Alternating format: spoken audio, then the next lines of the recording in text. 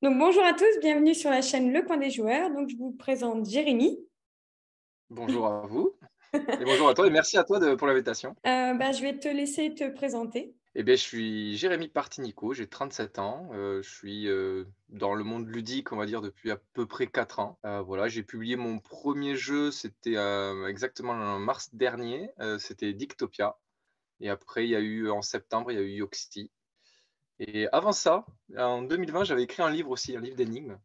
Ah, d'accord, En ok. 2020, j'avais écrit un petit livre d'énigmes, avec des associations de mots, voilà, un système d'arbres à mots. Quelles sont les études que tu as fait? Alors, ça n'a rien à voir avec le jeu, j'ai fait des études dans le commerce et après j'ai suivi un parcours un peu dans le commerce, exactement dans le milieu des cuisines, dans l'agencement intérieur après. J'ai décidé de vivre de mes passions, par le biais des échecs dans un premier temps, parce que c'est vrai que les échecs, c'est quelque chose que je joue depuis que je suis tout petit. J'ai donné des cours d'échecs et cetera et c'est par les échecs que je suis rentré un petit peu dans le monde du jeu. Enfin, ton boulot, est-ce que ça te plaisait ou pas vraiment? Oui, ça me plaisait, mais c'est vrai que de vivre de mes passions, je me suis dit: «Tiens, allez, tu as je me laisse 1 à 2 ans pour essayer de faire quelque chose, quoi». Plus exactement, alors c'est un peu compliqué, hein, j'ai eu une vie professionnelle assez mouvementée depuis 4 ans parce qu'aujourd'hui, les royalties de mes jeux ne me permet pas de vivre à 100. Ça c'est clair, on en est loin même. Mais par contre, je reste dans le milieu ludique puisque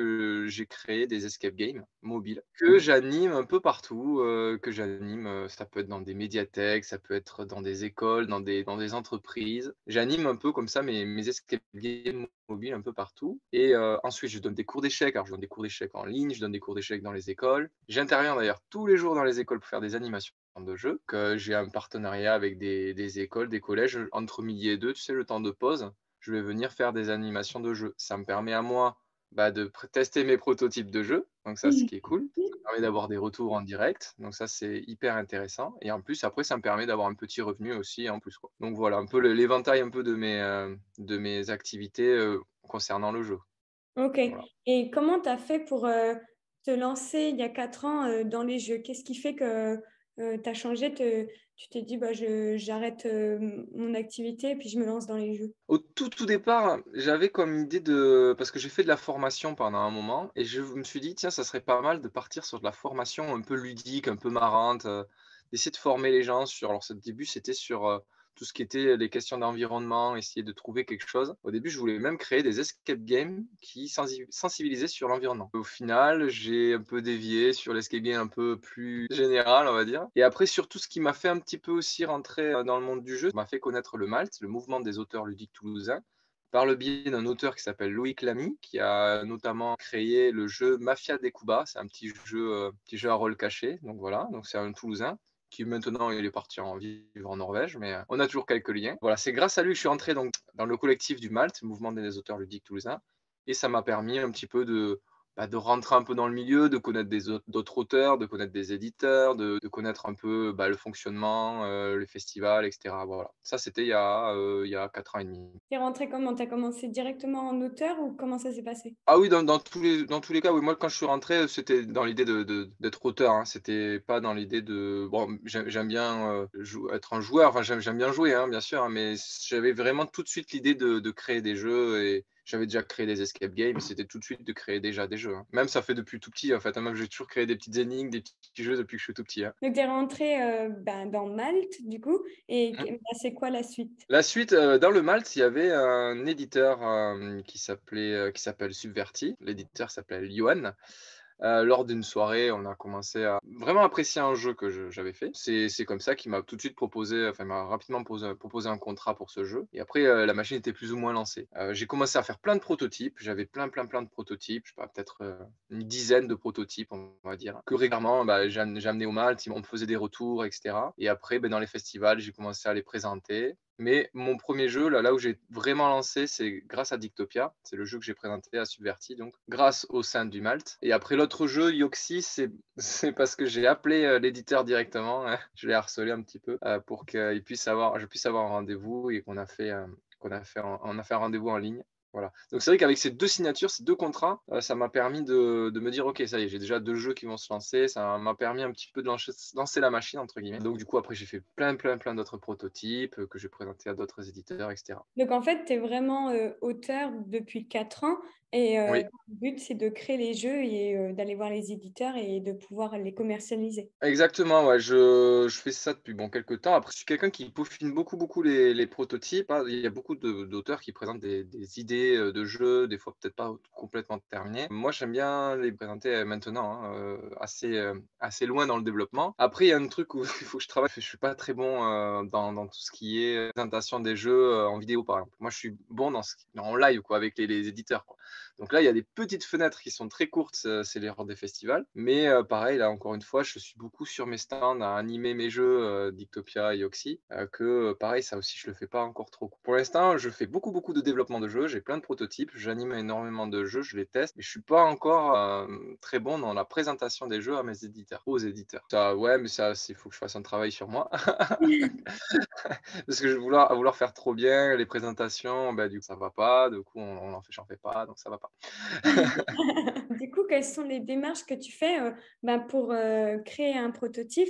Enfin, est-ce que tu peux expliquer, quelles Ouais, sont le les processus de création. Bah, souvent, ça vient d'une idée que j'ai dans la tête, parce que le plus dur, comme je dis souvent, ce n'est pas d'avoir une idée. L'idée, on peut l'avoir en jouant à un jeu, on peut l'avoir aussi dans la vie quotidienne, dans une thématique qui va nous parler. Tiens, ça serait bien de faire un jeu sur cette thématique-là. Et après, une fois qu'on a son idée, ben, moi, je l'écris sur une feuille, juste l'idée, et je vais essayer de décrire plein d'idées de mécaniques de jeu autour de cette idée-là. Prendre un exemple, mon dernier prototype là, sur lequel j'ai beaucoup travaillé, c'est un jeu de collection de cartes de musée. Au début, je me suis dit: «Tiens, ça serait pas mal de vu qu'il y a, bah, le musée, l'art, les tableaux, tout ça, c'est assez joli».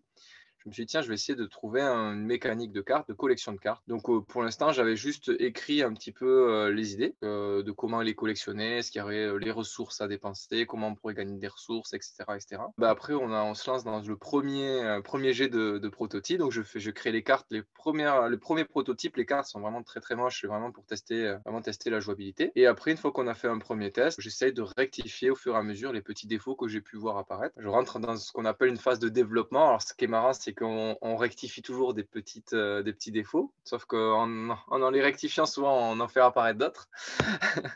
Donc, on est toujours en train de modifier pour arriver à une règle et une mécanique qui soit assez solide.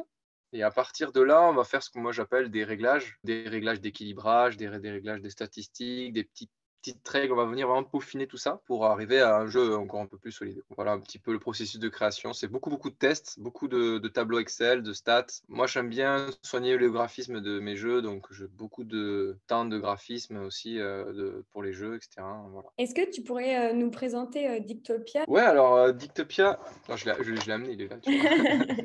Alors Dictopia, au tout départ, bah, tu vois, l'idée c'était de venir, un peu, faire un Scrabble beaucoup, beaucoup plus accessible, beaucoup plus rapide, dans lequel on puisse vraiment s'amuser. Donc, l'idée était venue d'une partie de Scrabble, on va dire, quand tu as 7 consonnes et que tu peux pas faire de mots, c'était un peu frustrant. Je me suis dit: «Mais pourquoi pas créer, des tuiles avec une consonne au milieu, enfin une consonne pardon, et de l'autre côté, ça serait une voyelle». Alors je me suis dit: «Bien tiens, on va plutôt essayer de faire avec des cartes», parce que je suis parti sur essayer de faire, avec un matériel plutôt assez simple. J'ai créé comme ça des cartes avec, une consonne en haut et une consonne en bas, pour pouvoir, bah, faire autant de mots que l'on veut. Ensuite, voilà, je me suis dit: «Tiens, c'est vrai qu'on est aussi, soumis au hasard avec le Scrabble, avec la valeur des lettres». C'est-à-dire qu'il y a des lettres qui valent 10, il y a des lettres qui valent 3, des lettres qui valent 2, et ça oblige au Scrabble de maîtriser ce vocabulaire parfaitement, des lettres avec le X, le W, le Q, le Z, pour justement s'en sortir et faire des points quand on a ces lettres-là. Et moi, je voulais éviter ça. Donc là, il y a des lettres qui ont des valeurs entre 1, 2, 3, 4, 5, mais elles peuvent avoir le E, par exemple, il peut avoir le R, par exemple, là ici, là ici, il en a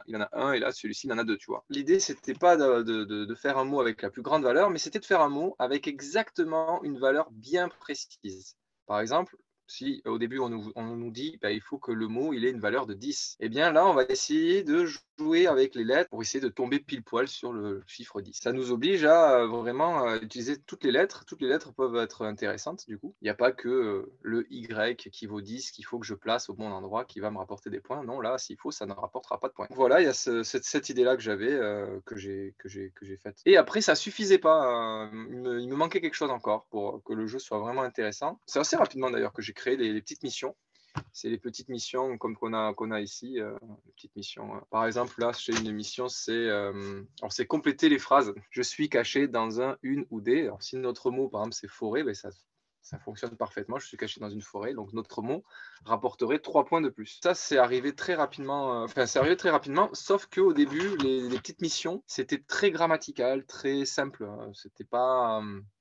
Ouais, ça restait très jeu de lettres. Et quand je l'ai présenté à Suverti, mon éditeur, il m'a dit: «Mais c'est bien», donc on est parti en développement ensemble. Il avait relevé des choses qui n'allaient pas, par exemple, voilà, c'était très grammatical, c'était même un peu trop exigeant. Au début, on démarrait, on avait 10 cartes lettres, ça faisait trop, il y avait trop d'informations, donc j'ai réduit à 8, et cetera, et cetera. On a comme ça, pas mal développé au niveau mécanique, jusqu'à arriver à faire des missions donc qui étaient moins grammaticales, donc c'est pour ça qu'après il y a eu les champs lexicaux, les phrases à trop, et cetera. Et après lui est arrivé avec un thème, parce que moi il y avait pas de thème. Moi c'était abstrait. Il y avait, c'était des lettres, des missions et c'est tout. Et donc il m'a proposé plusieurs thèmes, on a réfléchi ensemble à plusieurs thèmes et il y a eu le thème du rêve qui est arrivé sur le tapis et que je trouvais intéressant. Ça faisait des images un peu oniriques, un peu jolies, il y avait des trucs, graphiques, à faire très intéressantes. Et au dernier moment, il m'appelle, il me dit: «Bon, ben finalement, qu'est-ce que tu penses de la sujet de la censure?» Eh beh, au tout départ, j'étais un peu surpris parce que je voyais pas trop comment rentrer la mécanique dans cette thématique.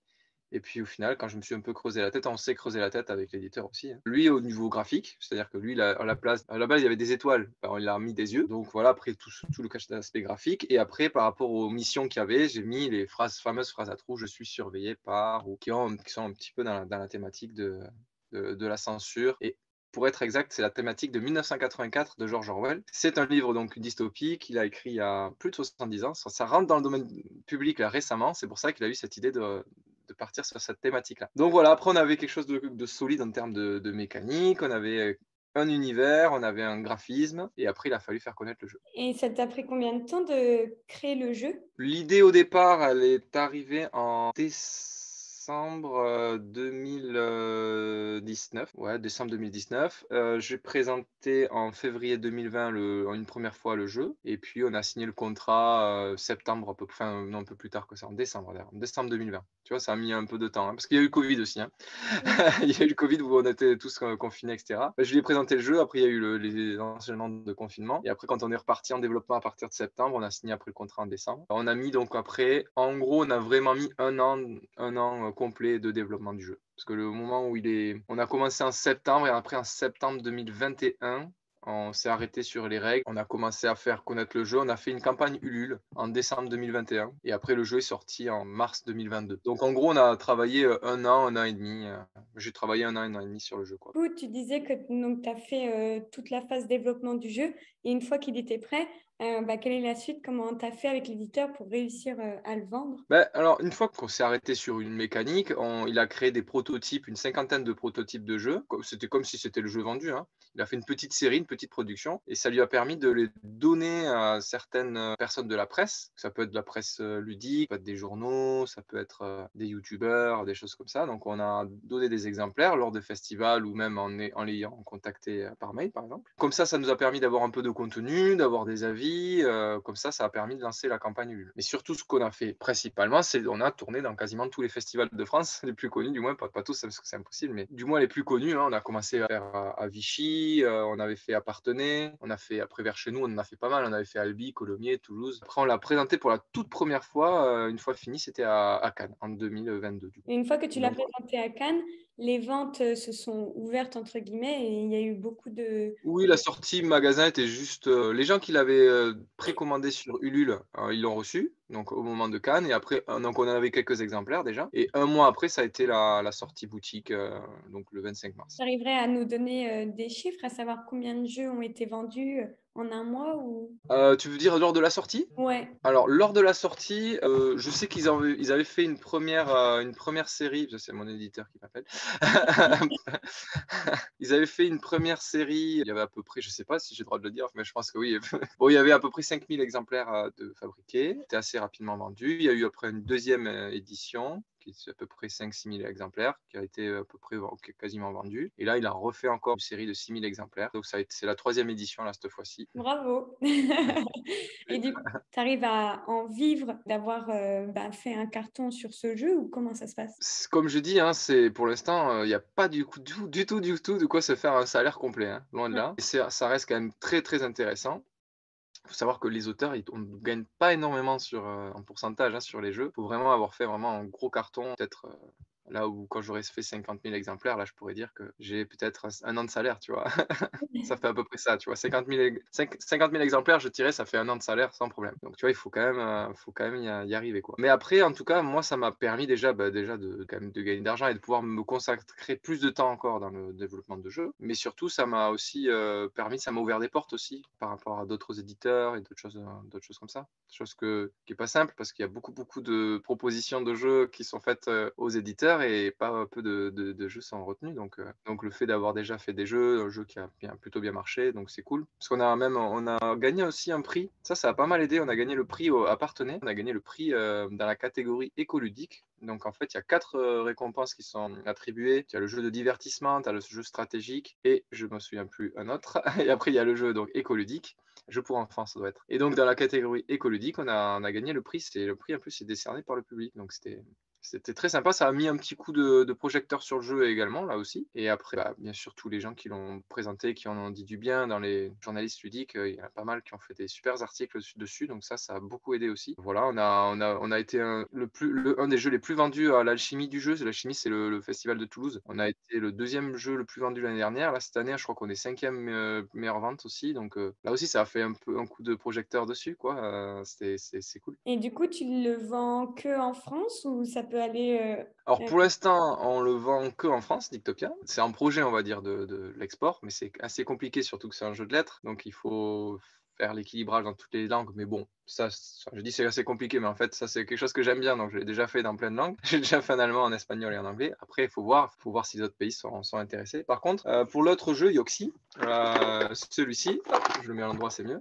Dioxy, lui, il est déjà dans pas mal de pays, puisque c'est un jeu abstrait de 2 joueurs, et il y a pas besoin il y a juste les règles qui ont été traduites en plein de langues, et lui, par contre, pour le coup, il a déjà été dans pas mal de pays. Un des premiers pays à être exporté, c'est le Canada. Le Canada, et là, je sais qu'il va être en Allemagne, bon, en Autriche aussi, il me semble, aux Philippines, apparemment. Voilà, donc je veux pas dire de bêtises, mais je crois en Italie, normalement, c'est quasiment sûr, en Italie aussi. Vends Ça, c'est plus l'exemplaire de Yoxi que de Dictopia ou c'est à peu près Pour pareil? l'instant, un peu moins, mais il est sorti un peu après, donc c'est coup-ci, coup-ça. Mais bon, on verra à l'avenir, hein. Pour l'instant, il marche plutôt bien aussi, hein, donc c'est cool. Tu vois, il a été réédité une deuxième fois, donc c'est très bien. Vu qu'il est exporté dans plein de pays aussi, donc moi, je suis assez confiant aussi pour ce jeu. J'ai fait 2 jeux qui ont été assez appréciés, donc c'est plutôt cool. Après, le jeu Yoxi, c'est un jeu abstrait, donc il est très, très accessible et très universel, mais c'est peut-être un peu plus difficile pour qu'il se fasse sa place, on va dire, peut-être. Il faut Ok. que les gens, je pense que c'est vraiment le jeu où il faut vraiment que les gens y jouent pour se rendre compte de l'intérêt de ce genre de jeu, quoi. Continue toujours à aller à tous les festivals chaque année ou comment ça se passe? Eh bien oui, tu vois, demain je pars à Paris, au Paris Éludique, donc c'est un festival qui a lieu donc, dans Paris même, donc c'est jusqu'à lundi. Voilà, après il va y avoir Parthenay dans les Deux-Sèvres, donc le Flip qui va se situer mi-juillet. Après il va y avoir Vichy qui va être en septembre. Après il y a plein de petits festivals vers Toulouse, Colomiers, je crois que c'est vers octobre, Albi, octobre et novembre, quelque chose comme ça. Il y a Essen qui est en octobre, mais là par contre c'est pas du tout sûr que j'y aille, ça c'est à voir. Ça fait vraiment un gros budget Essen. Et après en février il y a Cannes. Festival de Cannes. À peu près tous les 2-3 mois, il y a un festival important, donc on essaye de les faire, quoi. Bah, c'est chouette. Ouais, ouais, c'est hyper intéressant parce en plus de présenter, d'animer mes jeux, ben après je présente d'autres prototypes à des éditeurs. Ce qui Voilà. permet d'enclencher peut-être de nouveaux jeux ou de nouvelles... Et voilà, tout à fait, ouais, ouais. par exemple.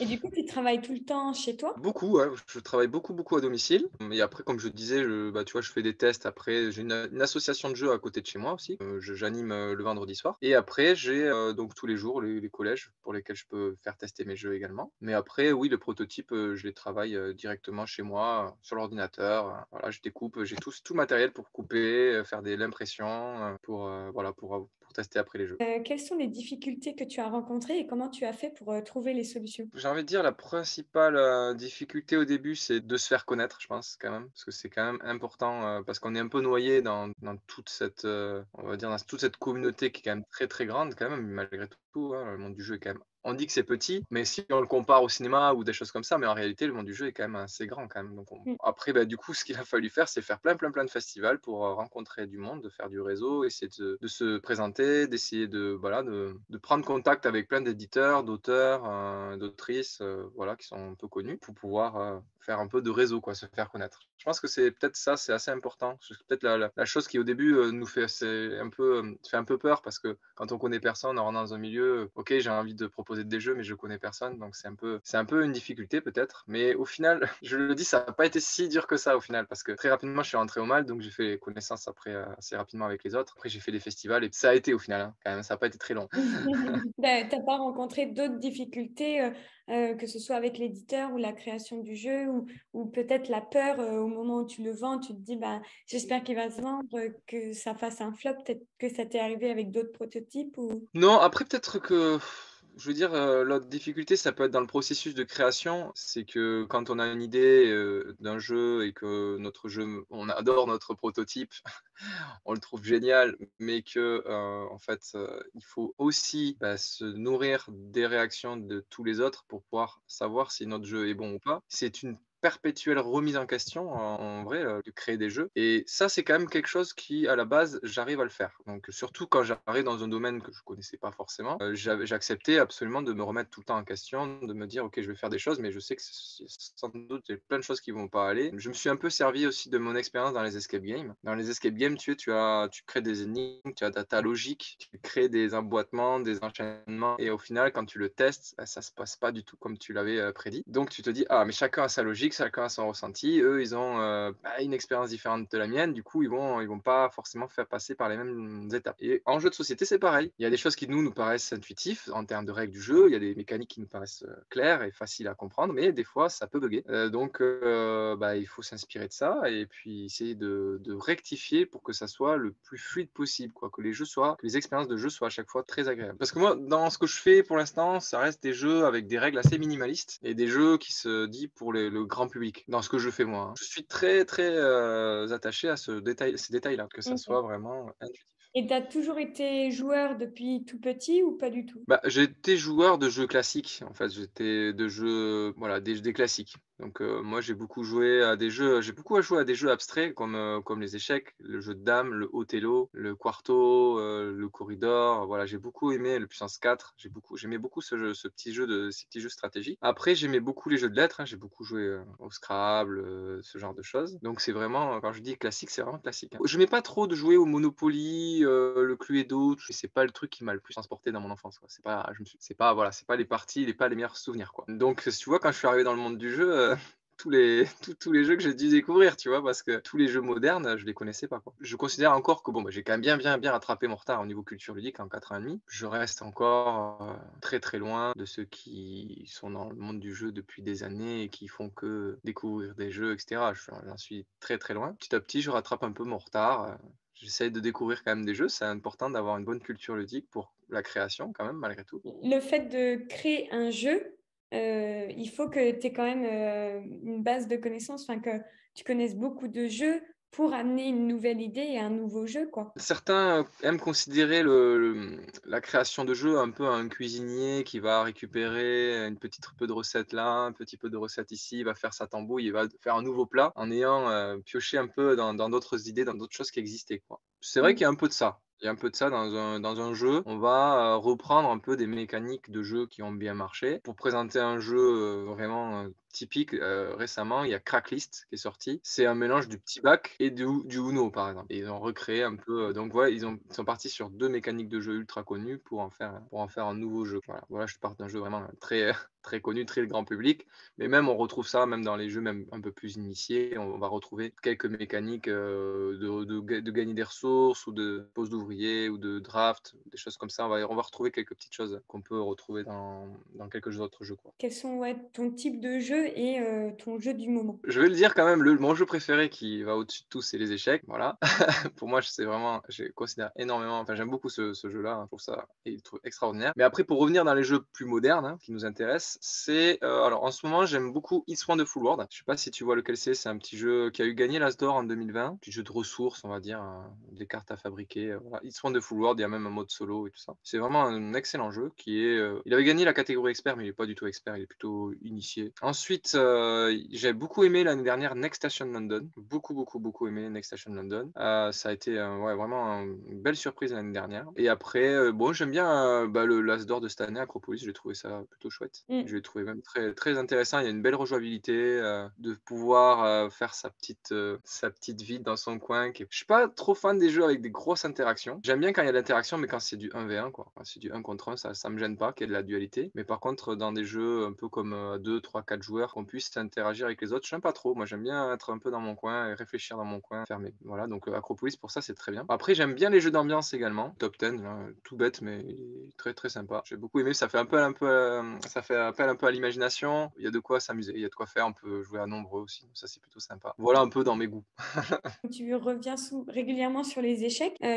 Oui. Est-ce que tu continues à faire des compétitions dans les festivals ou autres ou pas du tout? Bon, dans les festivals, pas vraiment, mais après, je fais de la compétition. Je suis en club, ouais, je fais de la compétition. Ça, j'ai continué à en faire, ouais. Ça fait depuis maintenant vraiment longtemps que j'en fais plus de 20 ans que je fais de la compétition, à un niveau correct, hein. Je suis pas joueur de haut niveau, loin de là, hein, mais j'ai un niveau très correct. Il me permet déjà de donner des cours, et voilà. Mais après, et puis surtout, j'ai un niveau qui me permet de comprendre un peu le jeu quand même, parce que la plupart des amateurs qui jouent aux jeux d'échecs comme ça, jouent pas correctement au jeu. En fait, c'est un jeu qui est ultra stratégique, et vraiment, les positionnements des pièces sont vraiment très importants. En plus que quand on débute, on est plutôt à se manger, moi je te mange là, moi je te mange là, je te mange là, jusqu'à qu'on ait quasiment plus de, plus de pièces. À la fin, on tourne autour du roi. Je crois qu'il y a échec et mat. Ça, c'est des jeux d'échecs un peu, on va dire, loisir, quoi. Mais après, quand on veut vraiment faire de la compétition, c'est un peu plus exigeant que ça. Il faut apprendre les ouvertures, les finales. Il y a beaucoup de techniques à apprendre. C'est très, très exigeant quand même. Tu as gagné des prix, des... Ouais, oui, alors étant jeune, j'avais gagné un prix départemental et régional, je crois, dans ma catégorie jeune, mais il n'y avait pas non plus énormément de monde à mon époque. Et après, dans ma catégorie de classement, j'ai fait des championnats de France où j'ai fait huitième au mieux. Le mieux, c'était huitième sur 200-300 joueurs, tu vois. Ouais, ouais, c'est pas mal, mais bon, c'est dans ma catégorie, il n'y a pas de quoi non plus. Je sais pas s'il y a des gens qui nous regardent aux échecs, je suis 2000 Elo à peu près, aux échecs. Voilà, c'est pour ceux qui y en a. S'il y en a qui nous regardent, qui savent, qui savent jouer aux échecs, voilà. Premier mondial, il est à 2800 Elo. Il est à D'accord, ok. 2800 Elo le premier mondial, tu vois, j'en suis très loin. J'en suis D'accord. très très loin. Et à partir de 2500 Elo, tu commences à être professionnel. Quelle est la définition que tu donnerais du mot joueur? C'est très difficile. Une personne qui va, j'allais dire jouer à un jeu, ça c'est un peu facile. Personne qui aime jouer à un jeu. Ouais, je sais pas parce qu'en fait, pour moi, il y a plein d'intentions en fait dans le jeu. C'est-à-dire qu'il y a des personnes qui vont venir jouer à un jeu pour se distraire. Il y a d'autres personnes qui vont venir jouer à un jeu pour au contraire, aimer réfléchir, donc dans la réflexion. Il y en a d'autres qui vont aimer un peu des deux, qui vont aimer des jeux un peu d'ambiance, mais aussi où il faille réfléchir également. Moi, j'ai une autre vision un peu du joueur ou de la joueuse. J'ai une vision un peu scientifique du jeu. C'est-à-dire que j'associe un peu tous les jeux aux mathématiques. Les jeux, c'est de l'optimisation. On peut tout associer ça à des statistiques, des probabilités, des maths. Découvrir un jeu, j'aime bien cette exploration de l'optimisation parfaite, de découvrir jusqu'à l'optimisation parfaite. Donc de découvrir un peu la limite de la compréhension du jeu jusqu'à que ça atteigne le hasard, quoi. Ok, maintenant je connais l'optimisation parfaite du jeu. Maintenant, je serai soumis au hasard pour savoir si je peux gagner ou pas. Et selon le jeu, c'est très difficile à atteindre.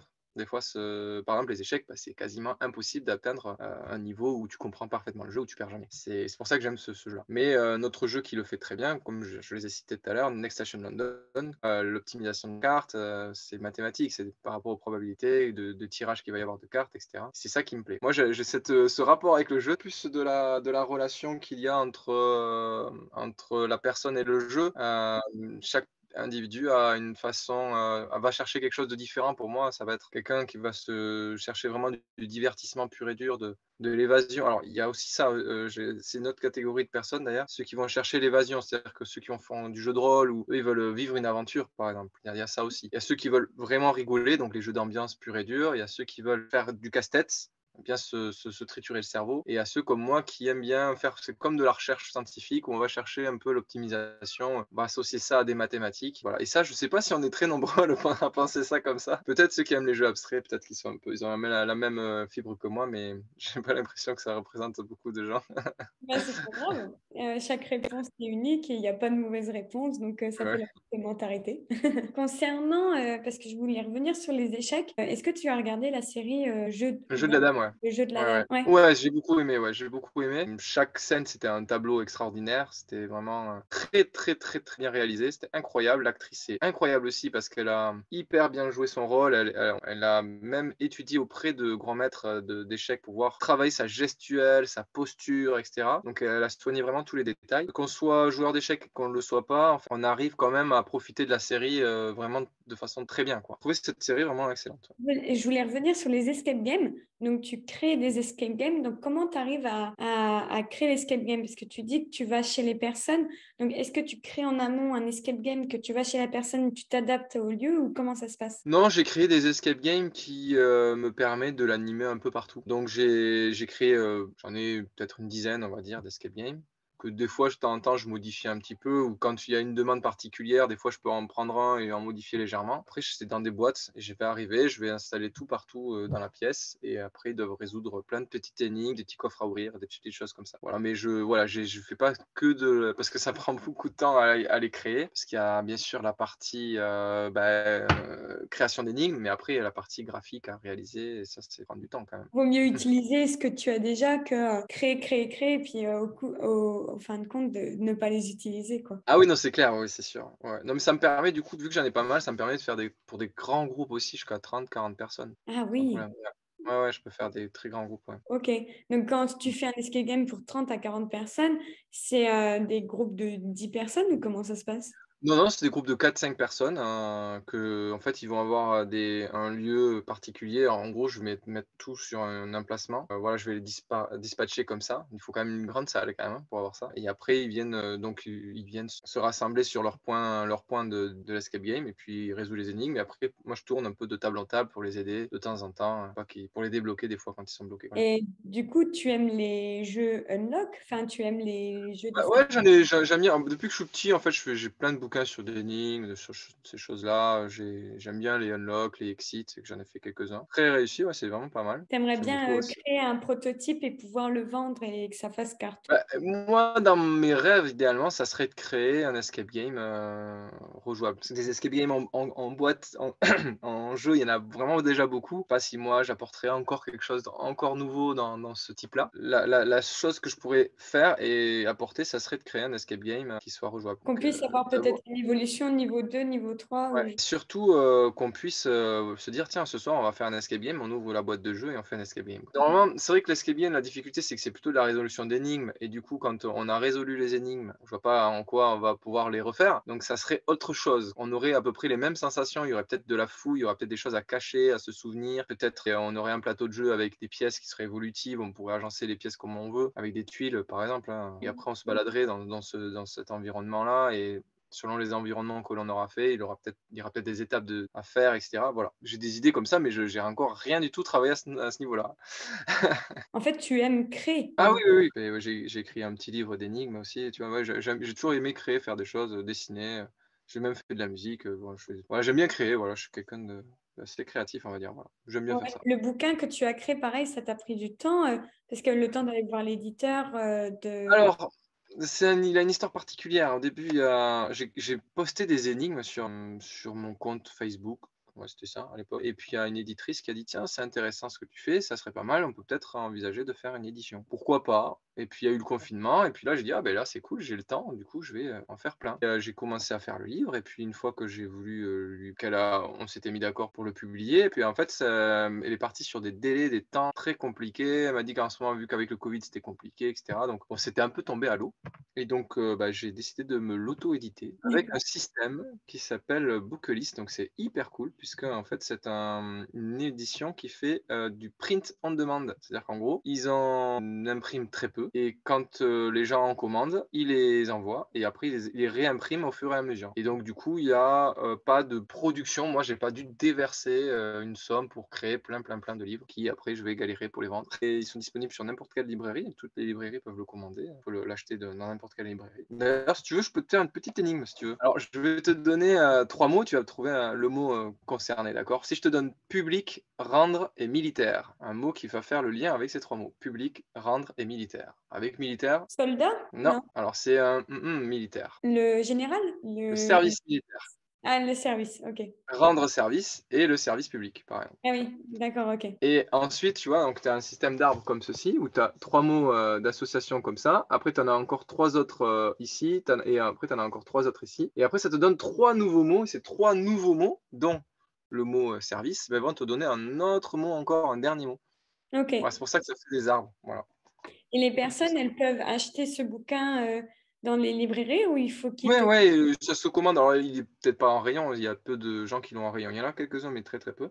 Sinon, elles peuvent le commander. Ouais. Non, bah après, du coup, j'allais t'en faire un autre, un dernier, si tu Ah veux. bah, Que vas-y. t'es resté sur une défaite, donc Mais c'est pas grave, c'est pas grave. En c'est fait, super. j'ai compris parce que les 300, c'est vrai, Oui, c'est resté dans le même mais militaire. bien sûr, ouais, tu pas encore le concept. Ah si, je te dis secondaire, miroir et serre. Avec serre, on en parle beaucoup, beaucoup, beaucoup, beaucoup, en ce moment, avec le réchauffement climatique. Avec le réchauffement climatique, est-ce que tu connais la serre? L'effet de serre Oui.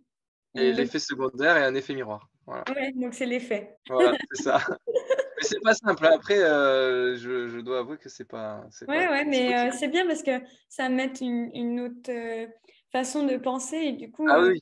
ouais, ouais, ouais.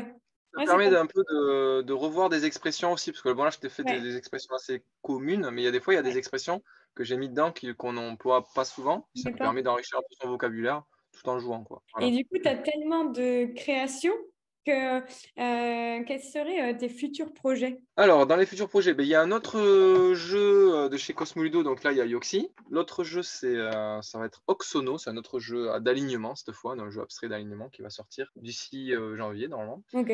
Et après, j'ai plein de protos en cours. J'ai un proto dans l'univers des dragons que je fais avec un autre auteur qui s'appelle Alexandre Aguil, qui a fait Captain Noir. Et on fait une aventure dans laquelle on va devoir sauver l'île de dragons, ou devoir combattre des dragons, ce genre de choses. Voilà. Et après, j'ai le jeu de collection de cartes, j'ai un jeu de rapidité. Voilà. En gros, bah, j'ai plein de prototypes. J'essaye à chaque fois d'avoir des prototypes qui font appel à des compétences, des mécaniques différentes. J'essaie de vraiment diversifier. J'ai fait un jeu de mémoire, un jeu abstrait, un jeu de lettres, un jeu d'aventure, un jeu de collection de cartes, deck building, tu vois. J'essaie de vraiment essayer de me diversifier. Quand même en commun ce truc d'avoir des jeux assez simples en termes de règles et assez accessibles. J'ai ce truc de rendre accessibles les choses. J'ai envie de ça. Qui pourrais-je interviewer? Bah, peut-être que j'aime bien une autrice un peu, que j'aime bien ses jeux, c'est, Annick Loubet. Elle a fait un jeu que je joue très régulièrement avec mes enfants qui s'appelle Canopéa. On doit sauver des oiseaux et je sais que je lui avais écrit. Je l'ai pas rencontrée en vrai pour l'instant, j'ai dû la croiser en festival, mais voilà, je lui ai écrit, elle m'avait répondu, tout ça, donc voilà.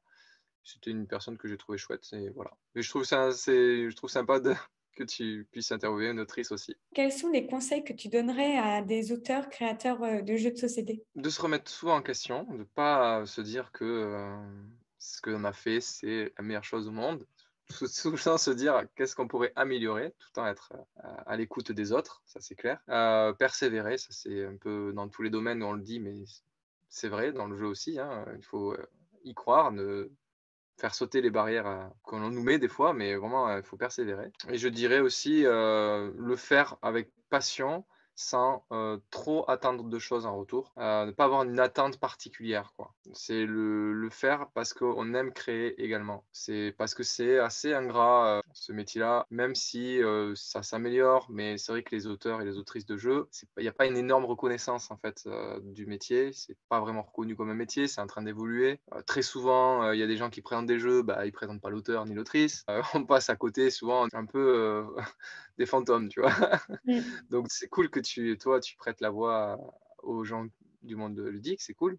Mm. Mais voilà, il faut pas s'attendre à avoir une reconnaissance incroyable. Les seules choses qu'on peut avoir, c'est lire des commentaires sur internet de nos jeux. Des fois, ils sont pas bons, hein, donc ça donc il faut pas non plus s'attendre trop à avoir trop de choses à ce niveau-là, donc voilà. Mais après ce qui est vraiment cool, une des choses les plus positives, c'est dans les festivals, malgré tout, il y a beaucoup de personnes qui viennent te voir, une fois qu'ils ont testé le jeu, qui vont témoigner, du fait qu'ils soient, voilà, très heureux d'avoir testé ton jeu ou des choses comme ça. Voilà, ça c'est l'échange qu'on peut rencontrer, dans les festivals, c'est vraiment cool.